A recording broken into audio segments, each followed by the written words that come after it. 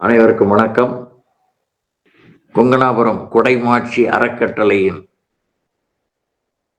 2 பள்ளிகளின் வளாகத்தில் இருந்து தவம் என்கிற தலைப்பில் திருவள்ளுவர் வழியில் நாம் சிந்திக்க இருக்கின்றோம்.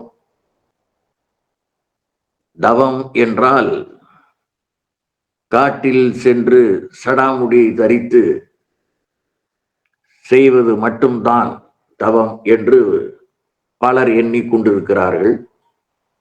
அவர்களுடைய கருத்துக்களை எல்லாம் முறியடிக்கும் விதமாக தவம் என்கிற சொல்லையும்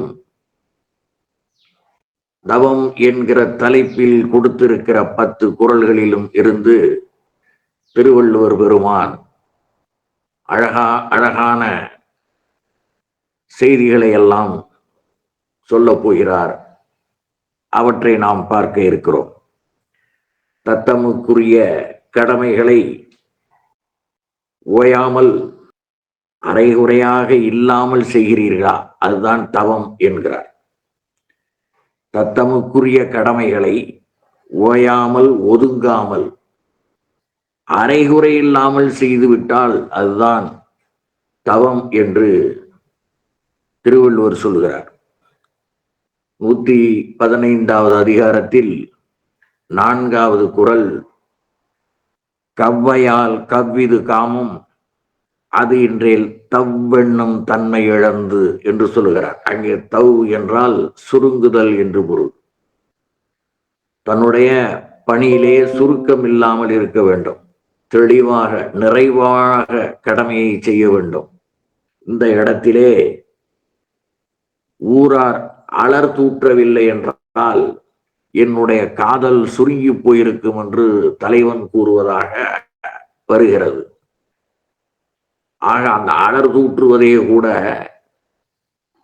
அவனுடைய காதலை மிகுதிப்படுத்தும் என்பதாக அங்கே பொருள் தருகிறது. ஆக தவ் என்பது தவம் என்பதனுடைய சுருக்கம். 169 பார்த்தோம். 67 அவ்வித்து அழுக்கார் உடையானை செய்யவள் தவ்வையை காட்டிவிடும் என்று அங்கே தவ் என்று வருகிறது. அக்காது அவளுடைய உள்ளம் சுருக்கம் உடையது என்பதனாலே அந்த அழுக்காறு என்பதனாலே அங்க தவ் என்கிற வேர்ச்சொல்லை போட்டார் என்பதை நாம் பார்க்கிறோம். உன்னுடைய தேவையை சுருக்கிக் கொள்வாயாக, வேண்டாதவற்றை ஒவ்வொன்றாக விளக்கு. சில பேர் காசிக்கு போறேன்னு போவாங்க. யார் அந்த பழக்கத்தை ஏற்படுத்தினார்கள் என்று தெரியவில்லை. ஆனால் ஏதாவது ஒன்றை விட்டுட்டு வரணும் அப்படிங்கிற கருத்து என்னன்னா, ஆணவம் கண்மம் மாயை என்கிற ஒன்றை விடு, ஆணவத்தை விட்டா மீதி 2 தானா போயிடும். ஆனால் இவர்கள் நான் புடலங்காயை விட்டுவிட்டேன், பாகற்காயை விட்டுவிட்டேன், ஒருவர் வாழைப்பழம் சாப்பிடுவதை விட்டுவிட்டேன் என்கிறார். இதெல்லாம் பக்தியா? எவ்வளவு எவ்வளவு பேதமையாக அவர்கள் சிந்திக்கிறார்கள் என்று தெரியவில்லை. மிகப்பெரிய அறிஞர்கள் எல்லாம் கூட பார்த்தேன் இப்படி சொல்லுகிறார்கள். அந்த பலிபீடத்தின் கதைதான். பலிபீடத்தை எப்படி தவறாக புரிந்து கொண்டார்களோ திருக்கோயில்களில் உள்ள பலிபீடத்தை, அதை போல்தான் காசிக்கு சென்றால் எதையாவது விட வேண்டும் என்றால் இவர் புடலங்காயை விட்டேன், கத்திரிக்காயை விட்டேன் என்று தனக்கு பிடிக்காத காயை விடுவதிலே என்ன இருக்கிறது? அதெல்லாம் உடலுக்கு, அவையெல்லாம் உடலுக்கு நல்லவை, அவற்றையெல்லாம் நன்றாக சாப்பிடுங்கள். உங்களிடம் இருக்கின்ற தவறான எண்ணங்களை, தவறான குணங்களை எல்லாம் விட வேண்டும் என்பதுதான் அதனுடைய தவறே தவிர, அதை போல் தனக்கு தன்னிடம் இருக்கின்ற பொருள்களை ஒவ்வொன்றாக பற்று நீங்க வேண்டும். அது பின்னால பார்க்க போறோம். யாதரின் நீங்கியான் நோதல் அதனின் இளன் என்பதும் கூட துறவிகளுக்கு மட்டுமன்று. நீ வீட்டிலேயே பார்த்தீங்கன்னா ஒண்ணா விடுவாங்க. வயதாக தங்களுடைய உடல் நலம் கருதியாவது சிலவற்றை விட்டுக்கொண்டே இருப்பார்கள். 2வது பற்று பாசங்களில் என்றும் கொஞ்சம் கொஞ்சமாக விடுபட வேண்டும் வயதிற்கேற்ப. அப்படி இல்லாமல் வயதாக ஆசையும் அதிகமாகி கொண்டே வந்தால் கேடுதான் சூழும். அதுக்குதான் அந்த தவம். அந்தந்த வயதிற்கேற்ற கடமைகளையாவது ஒழுங்காக செய்து கொண்டு இரு என்பதுதான் தவம் என்பதை இங்கே சொல்ல வருகிறார். இவை தவம் தவம் செய்ய வேண்டியவர் எவர் என்றால் யார் வேண்டுமானாலும் செய்யலாம், எந்த வயதினர் வேண்டுமானாலும் செய்யலாம். தொடக்கத்தில் நான் கூறியதை போல காட்டிலே சென்று செய்வது தான் தவம் என்கிற கொள்கை முனிவர்களுக்கு. எனக்கு எதுவுமே இந்த நாட்டுக்குள்ள வேண்டாம், நான் என்னுடைய நலன் மட்டும்தான் முக்கியம், நான் ஓய்வு பெற வேண்டும், வீடு பேறு பெற வேண்டும் என்று சென்று விடுவது அது மட்டும் தவம் இல்லை. யார் யார் தத்தம் கடமைகளை ஒழுங்காக செய்கிறார்களோ அதுதான் தவம் என்பதை நாம் 6வது குறளிலே பார்க்க போகிறோம். இதே அதிகாரத்திலே இளங்குமரனார் சொல்கிறார், திருவள்ளுவர் தவம் வேடம் அன்று, போலி அன்று, ஏமாற்று அன்று, சடங்கு அன்று, தடை கற்களை அகற்றி வெற்றி நடையிடச் செய்வது தவம். தமக்கு வரும் துயரை தாங்குதல், பிற உயிர்களுக்கு துயர் செய்யாமை, அப்படி வாழ்வார்களே ஆனால் அதுதான் தவ வாழ்வு என்று வள்ளுவர் சொல்லுகிறார் என்று இளங்குமரனார் சொல்லுகிறார். ஆக தவம் என்றால் என்ன என்பது முன்னுரையிலே ஓரளவுக்கு புரிய வைத்திருப்பதாக நான் கருதுகிறேன். அடுத்து 1வது குறள், உற்ற நோய் நோன்றல் உயிர்க்கு உருகன் செய்யாமை, அற்றே தவத்திற்கு உரு. தமக்கு நேரிட்ட துன்பத்தை தாங்கிக் கொள்ளலும் பிற உயிர்களுக்கு எத்துன்பமும் செய்யாமையும் தவத்தன்மைக்கு உரிய வடிவமாகும், அவர்தான் தவசீலர் என்று சொல்கிறார். உற்ற நோய் நோன்றல் உயிர்க்கு உருகன் செய்யாமை, அற்றே தவத்திற்கு உரு. அற்றே தவத்திற்கு உரு எது என்றால் அதனுடைய உருவம். உற்ற நோய் நோன்றல் பிற உயிர்களுக்கு வருகின்ற துன்பத்தை தாங்கிக் கொள்ளுதல், பிற உயிர்களுக்கு நாம் வேறு எந்த விதமான துன்பமும் செய்யாமை, இந்த இரண்டும் என்று இந்த முதல் குறளிலே சொல்லுகிறார். உற்ற நோய் நோயென்றால் என்பதற்கு தம்மை நெருங்கி துயரூட்டுகின்ற நோய், வறுமை, நெருக்கடி முதலியவற்றை வலிமை மிக்க உள்ளத்தால் பொறுத்து கொள்ளுதல். இப்படி வருகின்ற இந்த 3 நோயினாலே, வறுமையினாலே, வேறு ஏதேனும் நெருக்கடி ஏற்பட்டாலும் அதனால் வருகிற துன்பங்களை, அவலங்களை உள்ளத்தால் பொறுத்து கொள்ளுதலே என்று உற்ற நோய் நோன்றல் என்பதற்கு விளக்கம். அடுத்து உயிர்க்கு உருகன் செய்யாமை என்பது தம்மை துயரூட்டிய உயிர் எதுவாயினும் தாம் அதற்கு துயர் செய்யாமை, தாமே பிற உயிருக்கு துயர் செய்யாமையும், தமக்கு துயர் செய்த உயிருக்கு துயர் செய்யாமையும் ஆகிய இருவகை துயரும் செய்யாமல் இருத்தல் தான் உயிர்க்கு உருகன் செய்யாமை. உருகன் என்பது கண் என்பது இடப்பொருளிலே வருகிறது. உயிர்க்கு உருகன் செய்யாமை, உருகன் என்பது அதிகமான துன்பத்தை செய்தல். சில பேர் ஒரு அடி கொடுத்தா 2 அடி திருப்பி கொடுப்பான். அது மாதிரி அதிகமாக நாம் பிழை செய்யக்கூடாது என்பதனாலே சொல்லுகிற அந்த உருகன். தவத்தினாலே தவசீலியாக விளங்கிய கவுந்தியடிகள் எவ்வாறு சாபமிட்டார் என்பதையும், அதனால் கோவலன் அந்த தவ வாழ்க்கை மேற்கொண்டிருந்த கவுந்தியடிகளை விட எப்படி தவசீலன் ஆனான் என்பதையும் பார்த்தோம். அதை இளங்கோவடிகளுடைய வரி அடிகளிலே சொல்ல வேண்டுமானால், நெறியின் நீங்கியோர் நீரள கூறினும், நெறியின் நீங்கியோர் என்றால் அவர்கள் கசடர்கள், அவர்கள் ஒழுக்கமற்ற வார்த்தைகளை கூறினாலும், நீரள கூறினும் அறியாமை என்று அறிதல் வேண்டும். அவர்களுடைய அறியாமை இதைத்தானே இயேசு சொன்னார்னு சொல்றாங்க. இவர்கள் அறியாமையினால் இந்த வேலையை செய்கிறார்கள் என்று. தென்னாப்பிரிக்காவில் ஒரு ஒரு அந்த கவர்னர், ஆளுநர் வாழ்கின்ற அந்த பகுதியில் பிறர் செல்லக்கூடாது என்று நியமித்திருக்கிறார்கள். அங்கு அடியாட்கள் இருப்பார்கள், காவலாளிகள். அந்த பகுதியிலே சென்ற மகாத்மா காந்தியடிகளை அவர்கள் நைய புடைத்தார்கள். இதை பார்த்த வேறொரு வழக்கறிஞர், நீங்கள் நீதிமன்றம் செல்லுங்கள், நான் சாட்சி சொல்லுகிறேன் என்று சொன்னார். அதற்கு காந்தியடிகள் சொன்னார், அவருக்கு இந்த பொறுப்பை கொடுத்தவர் மேலே இருக்கிற பிழையை விட்டுவிட்டு இவரை நோவது என்ன நன்மை, அதனால் நான் வழக்கு மன்றம் செல்ல வேண்டாம், நான் அடிபட்டது சரி என்று அந்த அந்த துன்பத்தையை பொறுத்து கொண்டார். இதுதான் அவர் இன்னைக்கு உலகம் பூரா புகழ்வதற்குரிய காரணமே இந்த இன்னா செய்யாமைதான் என்பதை நாம் அறிந்து கொள்கிறோம். தம்மை பழித்தவருக்கு இட்ட சாபத்தை திரும்ப பெற வேண்டும் என்று அதுக்கு பாப விமோசனம் என்று சொல்லுவார்கள்.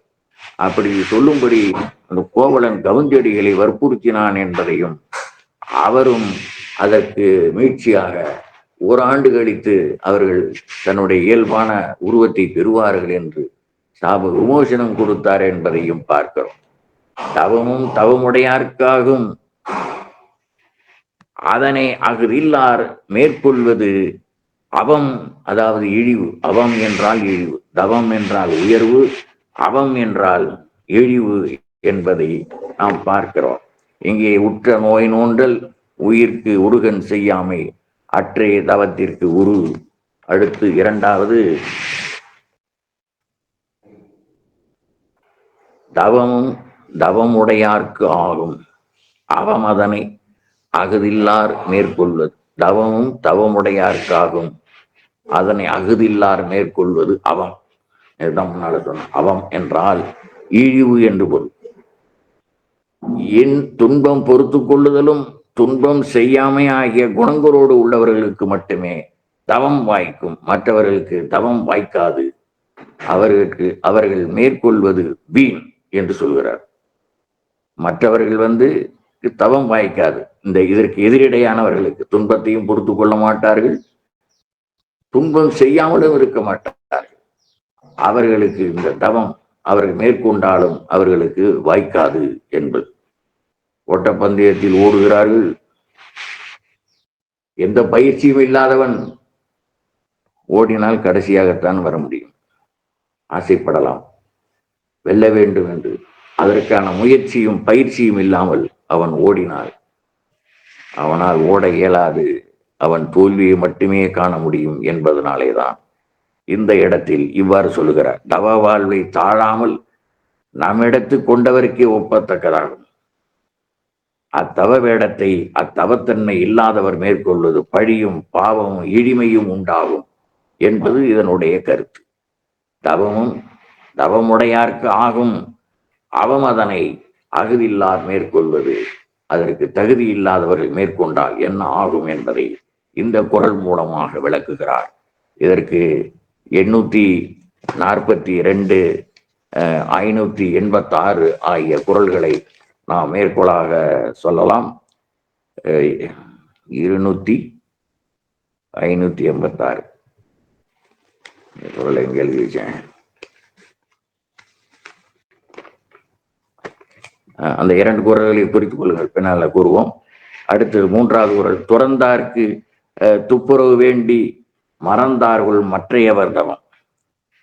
இந்த தவம் தொடர்பான வேறு சில அதிகாரங்களை பார்ப்போமானால், 3வது அதிகாரம் நீத்தார் பெருமை, இப்பொழுது சொல்லுகிற 27வது அதிகாரம் தவம், அடுத்து 35 துறவு, 37 அவா அறுத்தல் என்பனவும் நோன்பு என்பதும் ஒன்றை ஒன்று நெருங்கி வரக்கூடிய அதிகாரங்கள். துறந்தார்க்கு துப்புரவு வேண்டி மறந்தார்கள் மற்றையவர்களிடம். துப்புரவு என்றால் துய்ப்புறவு என்று கொள்ள வேண்டும்.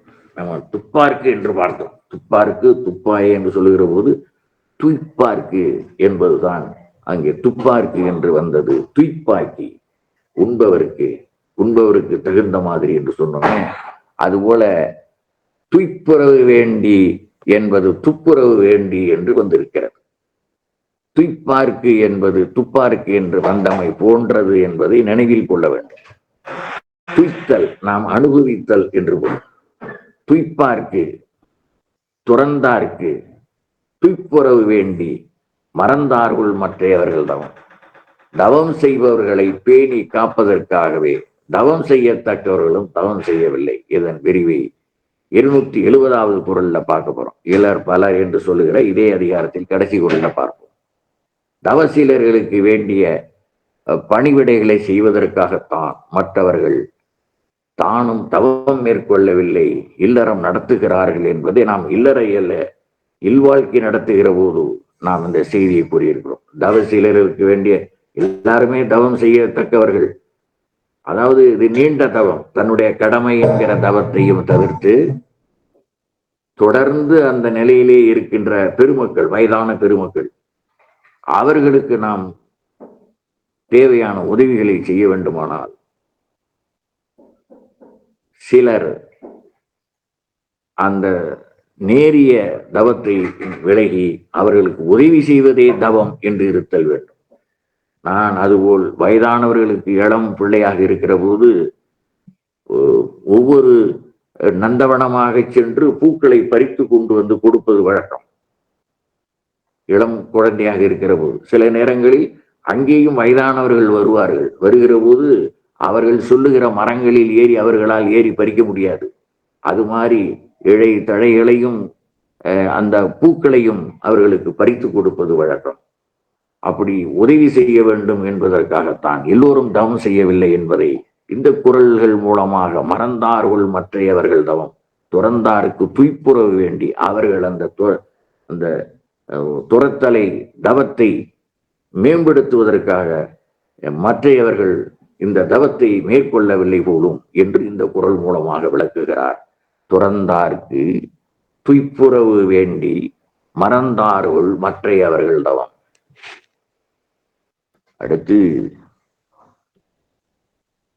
4வது குறள். ஒன்னார் தெரலும் உவந்தாரை ஆக்களும் எண்ணின் தவத்தான் வரும். தவவல்லார் நினைத்தால் பகைவரும் பகை விட்டு நண்பராவர். ஒன்றி வந்த நண்பரோ இயல்பாகவே தவநலங்கள் எய்தி விடுவார் என்பது ஒரு முறை. தவத்தால் எண்ணின், அப்படி பிரித்து படிச்சு பாருங்க மாற்றி, தவத்தான் எண்ணின் ஒன்னார் தெரலும் உவந்தாரை ஆக்களும் வரும். அப்படி பார்த்தீங்கன்னா மீண்டும் அப்ரஹாம் லிங்கனுக்கு வருகிறேன். அவரிடம் சொன்னார்கள், பகைவர்களை நாங்கள் இந்த வழிகளில், அதாவது அடிக்கடி சுபாஷ் சந்திர போஸ் இறங்கினார் பாருங்க, அவருடைய சுதந்திர போராட்ட முறை வேறு, மகாத்மாவினுடைய சுதந்திர போராட்ட முறை வேறு. அதை போல லிங்கனிடம் சொன்னார்கள், நீங்களும் பகையை ஒழிக்க வேண்டும் என்றுதான் கருதுகிறீர்கள். லிங்கன் சொல்லுகிறார், நீங்களும் பகையை ஒழிக்க வேண்டும் என்றுதான் நினைக்கிறீர்கள், நானும் பகையை ஒழிக்க வேண்டும் என்றுதான் நினைக்கிறேன்.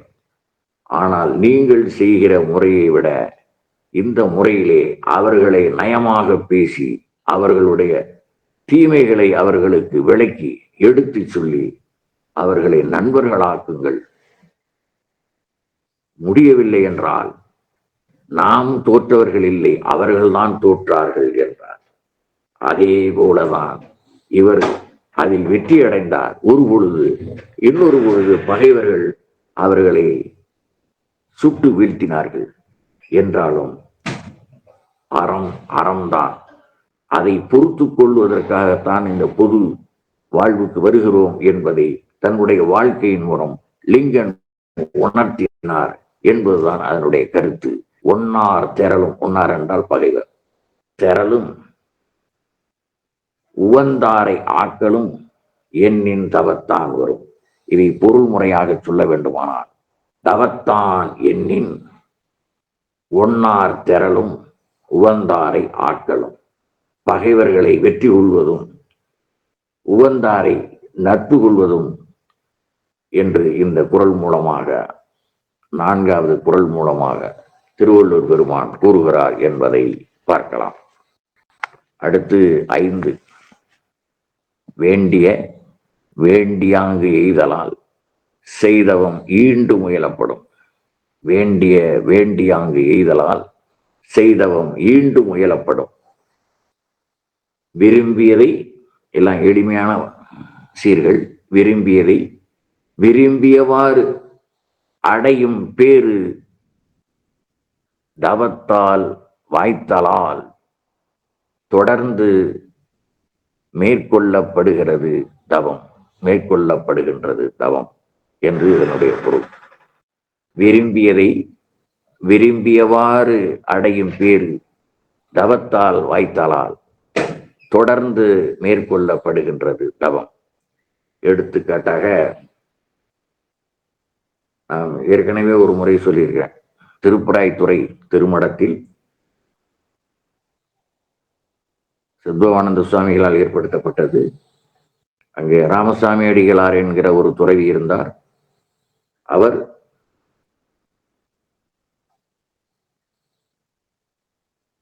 பணம் இல்லாமல் படிக்கின்ற குழந்தைகளையும் சேர்த்து படிக்க வைக்க வேண்டும் என்று விரும்பிய போது அந்த திட்டம் இல்லை என்று சொன்னவுடன் அவர் வெளியேற்றப்பட்டார் என்றும், வெளியேற்றப்பட்டதற்கு பிறகு அவர் எப்படி ராமகிருஷ்ணர் குடில் என்று அதற்கு பக்கத்திலேயே இடம் கிடைத்து அதை பெற்றார் என்பதையும் நாம் ஏற்கனவே பார்த்தோம்.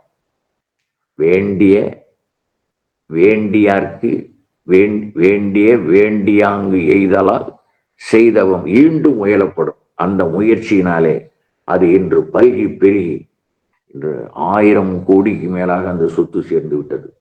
அது சேர்க்கிற போது வாரியார் சுவாமிகள் 30 நாள் ராமாயணம் சொன்னார்.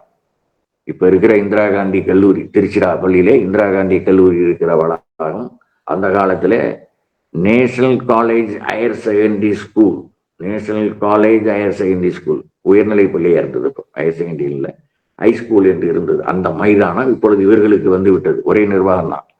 அப்படி அங்கே 30 நாள் சொன்னதுல 20, 25, 26 நாள்களிலே அந்த தொகைக்கும் அதிகமாக சேர்ந்து விட்டது. அப்பொழுது பெறப்பட்டதுதான் அந்த நிலம் இன்று 1000 கோடிக்கு மேல் சேர்ந்திருக்கிறது என்றால் அந்த அவர் வேண்டிய அங்கு எய்தலால் செய்த தவம், இன்று அவருடைய முயற்சி இன்று பல்கி பெருகி இருக்கிறது. பல ஏழை குழந்தைகள் கட்டணமில்லாமல் படிக்கிறார்கள் என்பது அங்கே உள்ள கருத்து.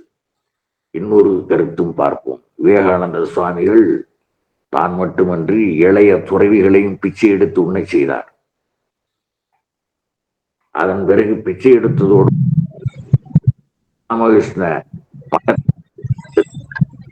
அவர்கள் மேற்கொண்ட வாழ்க்கையின் வேண்டியாங்கு எய்தியது. நாம் முன்னாலே சொன்னது ஒரு இடம். விவேகானந்தர் ஏற்படுத்திய அரைச்சையில் இருக்கிறதே இந்த ராமகிருஷ்ண மடம் உலகெங்கும் பரவியது. அதை போல் நம்முடைய வள்ளல் பெருமானுக்கு சீடர்கள் ஒருவர் கூட இல்லாமல் போய்விட்டார்கள். இப்படி பல்கிட்டு இருந்தார்கள். ஆனால் இந்த அளவுக்கு ராமகிருஷ்ண பரமஹம்சரை உலகம் பூராவும் கொண்டு செல்லக்கூடியதற்கு விவேகானந்தர் இருந்தார். வள்ளல் பெருமானுக்கு உலகம் முழுமையும் கொண்டு செல்வதற்கான அதே சமகாலத்தில் வாழ்ந்தவர்கள். இவர் தமிழ்நாட்டிலும் அவர் மேற்கு வங்காளத்திலும் வாழ்ந்தவர் என்றாலும் அப்படிப்பட்ட ஒரு சீடர் அவருக்கு இல்லாமல் போனது மிகப்பெரிய குறை. வள்ளல் பெருமானுடைய கொள்கைகள் காலகாலத்துக்கும் ஏற்பன. முழுவதுமாக வள்ளுவத்தை மேற்கொண்டு ஒழுகிய பெருந்தகை ராமலிங்க வள்ளலார் என்பதை நாம் இந்த இடத்தில் நினைவில் கொள்ள வேண்டும். வேண்டியாங்கு எய்தலால் செய்தவம் ஈண்டு முயலப்படும். விரும்பியதை விரும்பியவாறு அடையும் பேரு தவத்தால் வைத்தலால் தொடர்ந்து மேற்கொள்ளப்படுகின்றாம் என்பதை இந்த குறள் மூலமாக நாம் அறிந்து கொள்ளலாம்.